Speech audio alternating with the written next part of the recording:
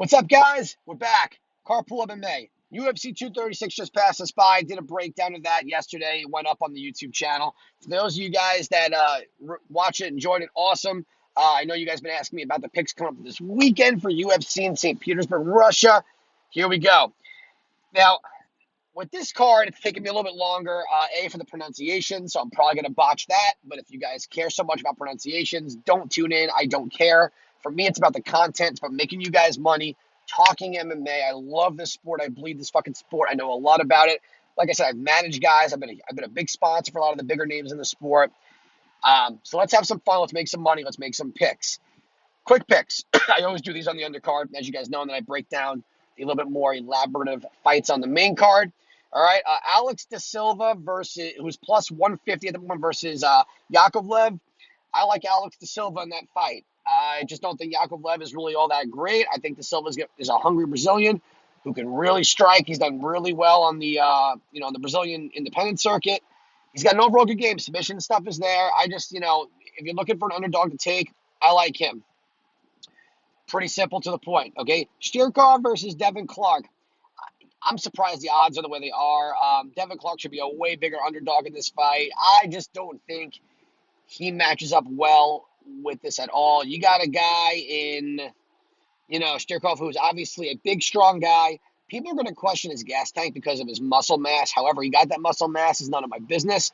But if you go look at his record, he's got a lot of submission wins, and he's actually gone the distance in one unanimous decision. So I'm not overly concerned about his cardio. Devin Clark's cardio is really nothing special.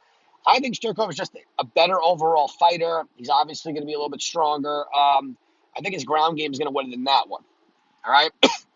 An interesting fight is the younger Shevchenko versus Roxy. All right. I'm very curious. Mini Shevchenko is a pretty big favorite for someone who has not fought this level of competition yet. Roxy's been around the world. However, I still like Shevchenko in this fight. Even though Roxy has done a great job evolving, remember, she's been around for a long time. She's been around, especially, I know she's going to hate me for this one. She says that we are MMA fighters, not just women MMA fighters. Taking a sip, hold on. She's correct, all right? And I respect the women's division for a while. I was a huge sponsor of Misha Tate back in Strikeforce, okay? However, women's MMA has not evolved as fast as men's MMA. She is an MMA fighter. So when I say that, it's only because women's MMA got started way later. Even though there have been women that fought in Bodog. You guys want to go look at Caitlin Young knocking out Misha Tate back in Bodog. That happened. So women have been fighting for as long as I've known. But in regards to the evolution of the female fighter, okay, look who we have today as, between Yolanda Champion, Rose Namajunas, Andrade, obviously Amanda Nunes, the champ, Cyborg. Roxy was always known for her ground game, okay? However, since she's been back, was on The Ultimate Fighter, since we've seen her in the UFC, she has definitely been working on her striking. I think she's definitely way more well-rounded than she's ever been. However, she's fighting a much younger fighter whose sister is the champ, one of the best in the world, and she has really not shown too many weaknesses so far. And I think her athleticism, her strength, but most importantly, her striking game is so crisp. I don't think Roxy is necessarily going to be able to get Shevchenko to the ground. If she can't, this fight's going to be a disaster. I got Shevchenko in this fight decisively. I think her striking is going to be the way it's going to go. Her length, she really knows how to use her range, and I'm excited to see where she goes. It's not just because of that last name, but she has shown commitment. She's definitely shown she evolves. Every fight she competes in, she keeps getting better and better. So I'm excited to see this. I think it's a good test for her at this point of her career. For Roxy, it's going to be whether or not she could still fight these young, see how really she's adapted to the evolution of the sport. She's got some good wins under her belt, but I think if somehow she wins, she's going to be very much rejuvenated. And I think then from there, she could then maybe make a little bit of a run. But I think Shevchenko might be the next star in that division. So I like Shevchenko in that fight. Okay. Pavlich A lot of guys have been saying they don't really know a lot about him. I don't have much of a breakdown for you on this. I just what's the way to describe this one? His opponent, okay, has the ability. Oh, fuck. Guys, I just like Pavlich. If you go and watch the film between the two fighters, Pavlich just fought better competition, and I don't really see too many holes that I'm worried about against his opponent. I would take Pavlich just based on the level of competition he's fought. He is minus 200 for a reason. I don't usually always go based on the odds, obviously. It just there's really not much of a breakdown. He's fighting a guy that's way not at this level of competition. The guy can strike, he can fight. I just don't see him be able to handle Pavlich's overall game, if that makes sense. Remember I told you, some of these fights are so off balanced, and some of them are really just not known that it's hard to give a full breakdown on both sides of whatever. So I'm kind of just going based on why I think our guys are going to win, as opposed to why I think our opponent's going to lose. Okay, Marcin Tybura versus Shamil. This is Tybura's fight to come back, to show the world that he is a serious fighter. He's not just doing this for the show. When he first came to the UFC, he was showing all aspects of his game. And then when he fought Derek Lewis, he blew it, man. He was winning that fight. And I really would like to see him come back and just kind of reboot, get back to that high-level IQ of fighting, use his striking, only use his ground game when necessary, really keep the range and don't get in brawls. I like him as well. Okay? Islam, Habib's boy. I believe he might be in the co-main event of this one. Man, not a lot of guys are overly confident he's going to dominate this fight. I really think he's going to. I just really like his striking is so precise. It's so pinpoint. I'd like to see him use his wrestling a little bit more in this fight. However, they're kind of giving him a guy to, what's the word for it? They want Islam to win this fight, okay? And I think they're feeding him someone who is decently well-rounded, but again, the level of competition is not there. I think Islam is going to really win this one. Probably, I think he's going to, if he doesn't finish the fight, it's going to be a unanimous decision. I really like him. The main event is something, though, I'm going to take up some time on, okay? This is really an opportunity here for Alexei Olnik and Alistair Overeem to show where they are now at. Overeem is always recycling himself within the top 5, right?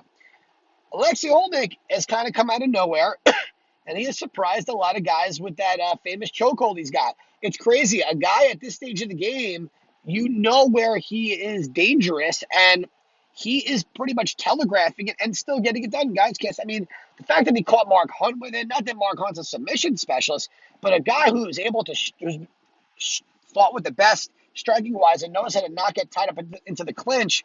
It's just surprising. However, I think Alistair Overeem is a terrible matchup for him overall. Overeem is a very good grappler, very strong, like his cardio. But more importantly, he uses his push kick probably as good as anybody. And his push kick is really going to keep Alexei away from him. Alexei really just has an overhand right into the clinch. He's physically strong, but I don't know, man. It's hard for me to picture him beating Overeem. I think Overeem's striking is still very much there. Overeem's clinch game is so good. But what really impresses me is the athleticism that Overeem has, especially at heavyweight. And that's what's gotten him his level of success so far in the UFC. Obviously, if you guys watched back in the day in Pride when he was a skinny 205er against Chuck Liddell, getting his ass handed to him. But then when he got to heavyweight, with the horse meat and all the potatoes he was eating, whatever other shit they were pumping into him,